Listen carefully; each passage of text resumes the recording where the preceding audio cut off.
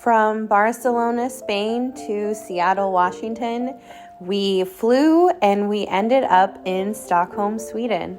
Here is a video of the exterior. We got all settled in and then quickly grabbed some ciders and some dinner. And then to walk it all off, we decided to go to the grocery store and pick up some essentials. On the way, it ended up being a lot of stairs, so I was not happy about it, but the view was definitely worth it. At the grocery store, I ended up picking up some candy. Sweden is really known for its godis, aka candy, and it's in this pick and mix style where you can try lots of different types. The next morning, we went to the tricked out breakfast buffet that this hotel had. There were so many options like granola and dried fruit, smoothies, fresh yogurt. I mean, do you think they have this many options at Motel 6?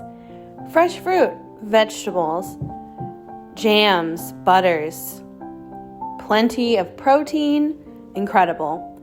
Then we hit up this bakery and coffee shop to have a little breakfast and people watch. So here I am trying to figure out which pastries I'm going to get when there's so many options to choose from. So this is what I ended up going with, and we just sat here for a while and enjoyed the scenery before tackling the Stockholm metro. We were wanting to go to a botanical garden, but first, retail therapy. We went to a couple shops around town, and then we went to the garden. On the way to the garden, there was this really lovely pond, and so I sat here and enjoyed the view. You could see the city in the background, and I saw a type of duck that was called a coot. So I got to add that to my bird ID, and then I saw that tree stump that literally looked like Lord of the Rings. The scenery was next to none, and I had a great time. That was a swan. I had a great time sitting here and enjoying the birds and the scenery, and the people walking by were really lovely. But unfortunately, it's already time for us to leave Stockholm because we are headed on a train. We have a 19-hour train ride from Stockholm, Sweden to Narvik, Norway, and we booked a sleeper train, so this is a view of our little tiny cabin. Here's the sink, and there's a ladder that goes up to Gemma's bed, and we have this tiny little train car for the next 19 hours, but we made the best of it, and we had some train food and plenty of beers, and we stayed up late chatting into the late hours, but of course we had to make sure to do our skincare so we were looking good the next day when there was all of this beautiful scenery passing us by. Suddenly, a banana. Okay, so we've arrived in Narvik, Norway after traveling through the Swedish Lapland. We went to the mall to grab some refreshments before checking into our Airbnb, and then we decided to make the best of the evening and go to Fjellheistasjonen. That is my best attempt at Norwegian, and I will take no criticism, please and thank you. But we were on our way to see a view of all of Narvik and the surrounding fjord. The view was obviously stunning, and we were just so excited about all of the beautiful things that we were yet to see on our trip. We were on a mission to see the Northern Lights because they say that this year and next year are supposed to be the best to see them. So since it was on my bucket list to do, we decided to take on the challenge and try and chase the Northern Lights. At the summit, there were multiple vantage points where you could hike up higher and get a different view of the different highlights of Narvik and the fjord. We really enjoyed this view, and I think it was definitely a highlight of the trip. RIP to that Paramore hoodie because some idiot, aka me, left it in the rental car, and this is the last thing that I have to remember it by. There is a cafe at the very top of this mountain, so we grabbed a couple drinks and continued to watch the sunset.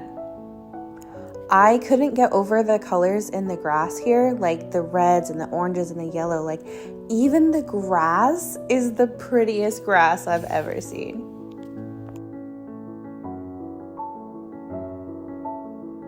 I did a time lapse of the sunset here, and it's so fun to watch the sun rays shine through and then slowly disappear as the night progresses.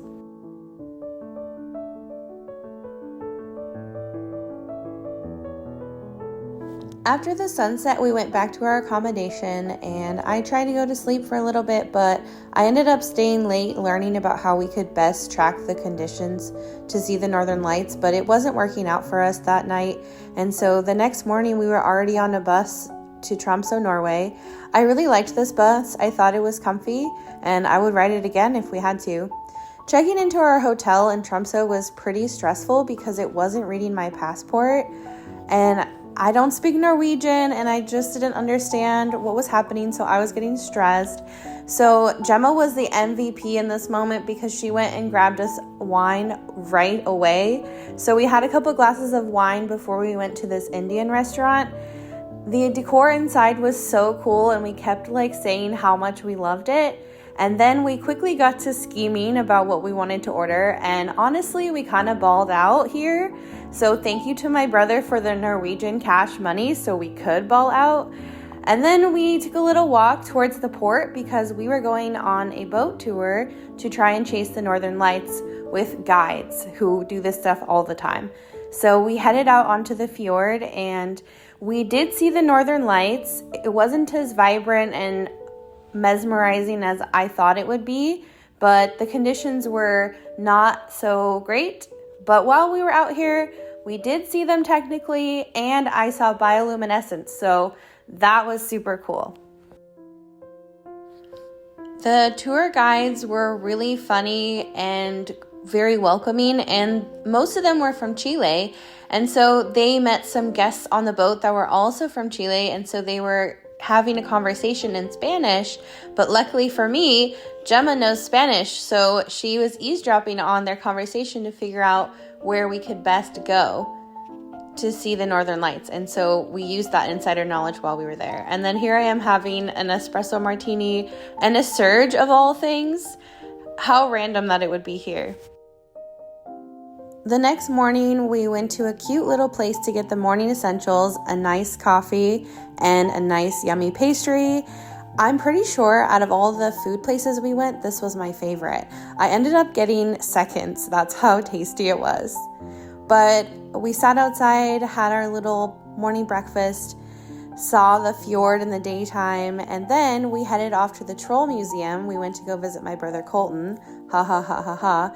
But actually, Norway has a really rich history with magical creatures, especially like trolls and elves and fairies and things like that. So we went to this museum to learn more about the story and how it overlaps with Norwegian history. We visited lots of exhibits, but I think my favorite one was this sand table where there was a camera overhead that projected images onto the sand based on the depth of the sand. So you could move the sand around and essentially create valleys and mountains, and the camera would project the images onto the sand. So I played with that for a while. It was a lot of fun. A little 7-Eleven pizza with the pigeon.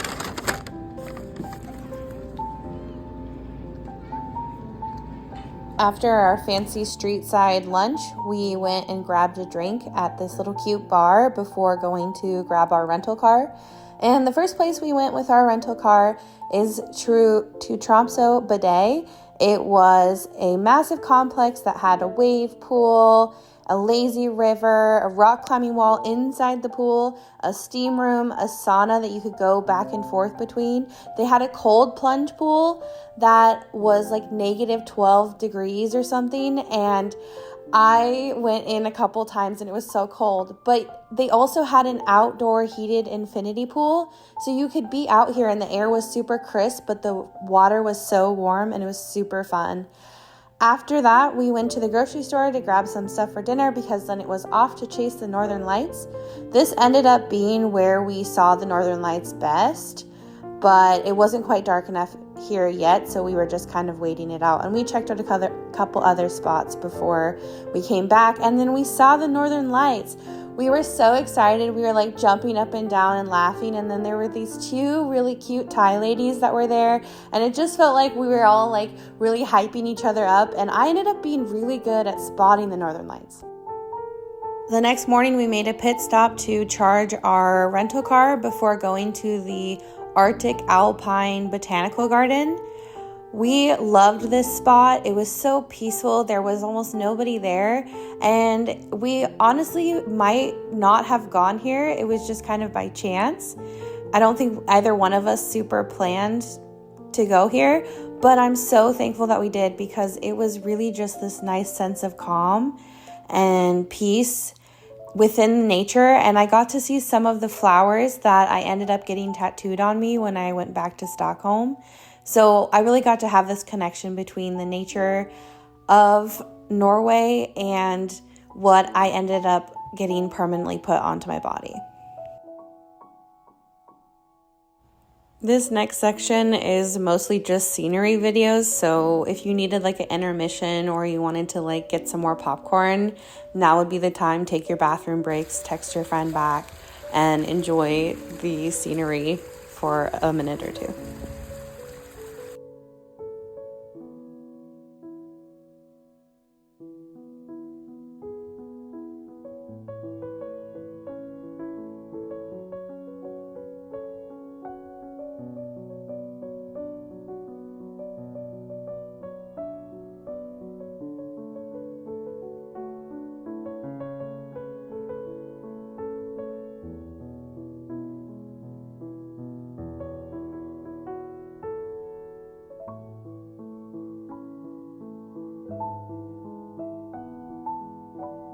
After the Arctic Alpine Garden, we got into the rental car and we started driving out towards Samaroy, which is known as the Arctic Caribbean. So once we got here, we were greeted with the most beautiful views. The water was so green, and the sand, I had to take my shoes off and just feel the sand on my feet. And of course, I ran into the water and made sure to touch the water so that I could say that I've stepped foot in the Arctic Ocean before. There were so many shells and cool rocks to look at near the water, and we sat here for a little bit and just relaxed, but soon we had to rush off to the airport because we were headed back to Stockholm. But first we had a layover in Oslo, Norway, and there was a beautiful sunset, and I was going to show Gemma, but here we are. We ended up in Oslo, Norway, and we were both pretty hungry when we got there, so we went to one of the only late night places that was open. Kind of was like Tex-Mex. It was very mid, but you know what? When you're hungry and it's late night, you'll take just about anything. Unfortunately, we had to say goodbye to each other at the airport because she was headed back to Barcelona and I had one more day in Stockholm. So I was getting a tattoo this day, but first, coffee, always. So I went to this really cute local spot, and the lady in there was so nice, and I had a little coffee and some food before heading off to the tattoo shop to meet my tattoo artist. I got a tattoo based off of Phoebe Bridgers' lyrics, "Everything's growing in our garden, you don't have to know that it's haunted," and I had flowers tattooed on me that were grown in Sweden and Norway. Later that night, I decided to stop at this burger chain to see what the burgers were like over here in Sweden.